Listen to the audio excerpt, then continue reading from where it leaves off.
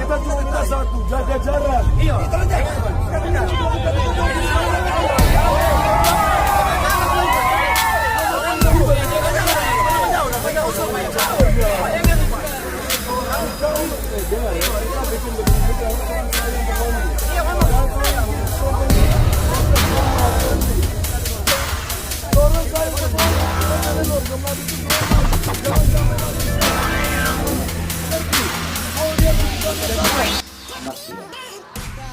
Masyarakat Indonesia Utara, saya sebagai pemimpin Corona cuma mau kasih tahu, itu air laut bukan obat corona.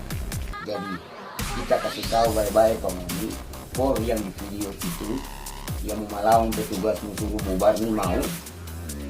Kita sebagai pemimpin cuma mau bilang corona itu bukan kado ayam penghuni nanti mandi-mandi di pantai. Jadi kalau ngoni kabal nanti kita kasih turun tapi pasukan 7.000 pasukan virus mau pangoni di Indonesia sama ngoni kena nafas.